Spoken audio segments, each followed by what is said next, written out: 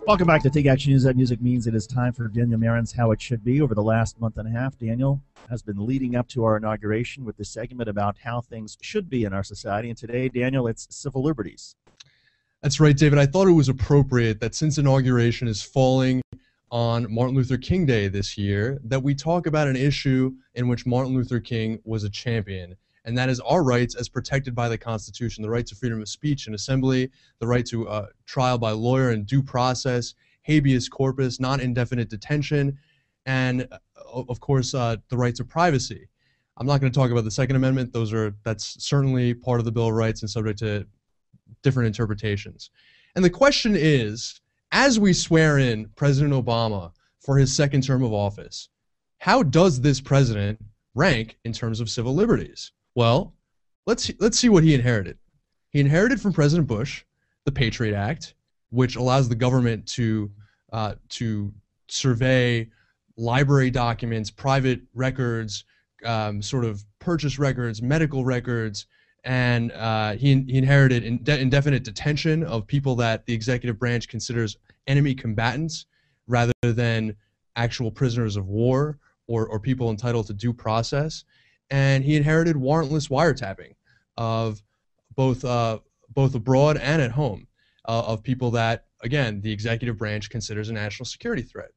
Well, in 2008, the president candidate, Senator Barack Obama, stood up for closing Guantanamo and sort of this indefinite detention both of foreign terrorists and of people accused of terrorism, and also of people that were accused of treason domestically.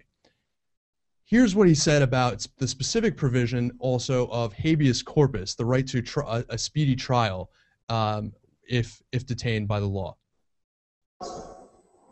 But what I have also said is this, that when you suspend habeas corpus, which has been a principle dating before even our country, it's the foundation of Anglo-American law, which says very simply, if the government grabs you, then you have the right to at least ask, why was I grabbed? And say, maybe you've got the wrong person. You know, the reason you have that safeguard is because we don't always have the right person. We don't always catch the right person. We may think this is Mohammed the terrorist. It might be Mohammed the cab driver. You may think it's Barack the bomb thrower, but it might be Barack the guy running for president. Well, that was sort of an interesting statement because I want to credit Glenn Greenwald of Salon, the amazing civil rights writer and blogger, who really found that video and highlighted it, because Obama has continued suspension of habeas corpus for enemy combatants abroad and Americans in many cases who are considered national security threats. In fact, he's gone beyond continuing indefinite detention for so-called enemy combatants and American citizens that are considered to be a national security threat, and said that the president and the executive branch actually have the power to determine whether to kill those people. And he's created a kill list such that he didn't start the drone attacks in foreign countries, but he's escalated them dramatically, and in addition said that it's up to the president to decide that those drones can be used to literally kill people without any congressional approval, without any due process.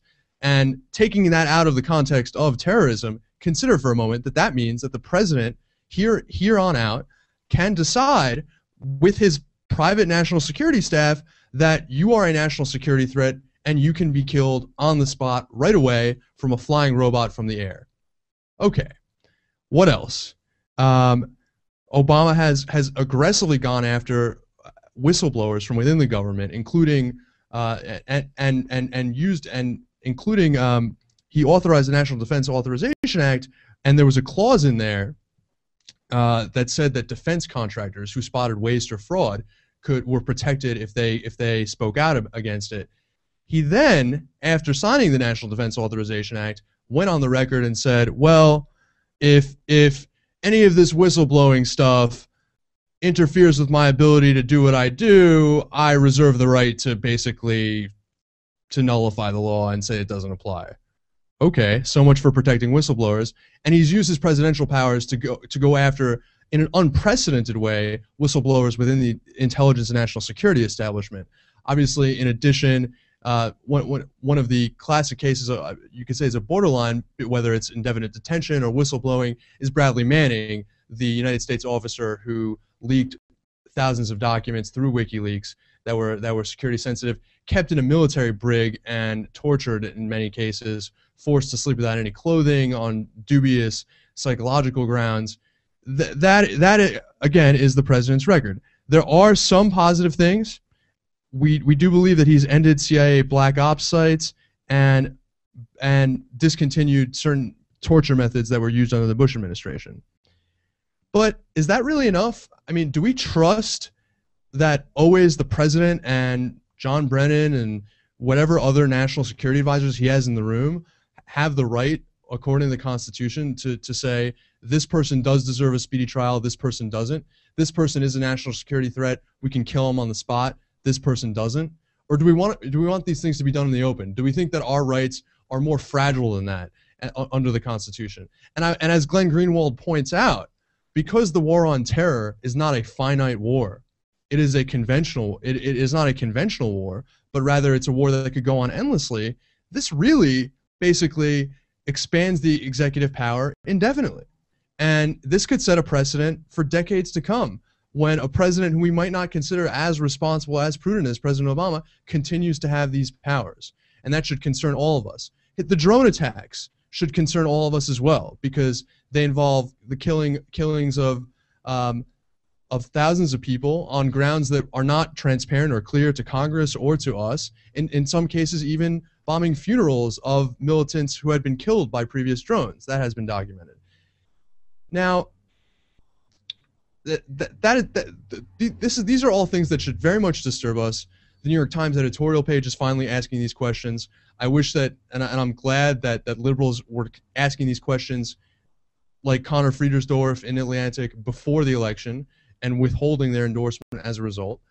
But I think we need to continue to sort of bring this up, increase transparency, warrantless wiretapping on American citizens. In the Senate, they renewed that, and together with Dianne Feinstein, the chair of the Intelligence Committee, all these amendments asking for greater transparency or that there be a warrant for access to any digital communications were shot down by Democratic leadership. We need to stand with and reinforce the efforts of people like Senator Rand Paul on the Republican side and Jeff Merkley and Ron Wyden on the Democratic side who are concerned about this.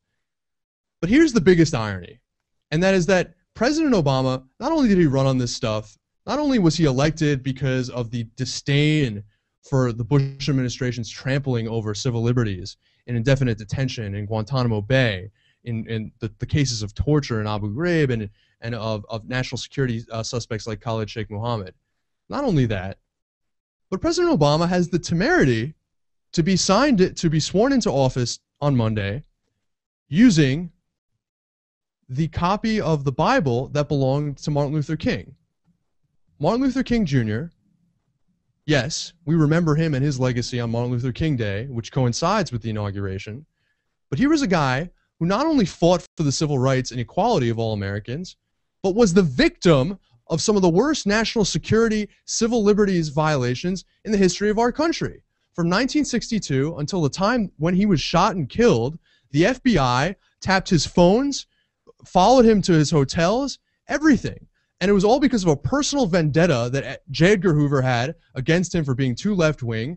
And Robert F. Kennedy signed the warrant because of King's dubious associations with King's associations with Stuart Levison, who was a communist.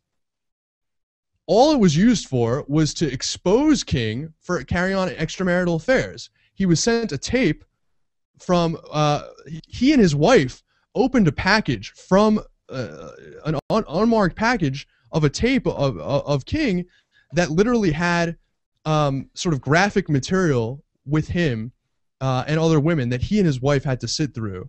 And his reputation was disgraced. We also know the FBI knew about the assassination attempt and did not help him. The point being, when you let these things out, there's no stopping it. President Obama is dishonoring Martin Luther King's legacy. He shouldn't be sworn in on Martin Luther King's Bible if he's going to trample over civil liberties like this. And that's how it should be. We need to hold him accountable in the second term. On behalf of Daniel Marans and Rich Webster, I'm David Shuster. Thanks for listening to Take Action News.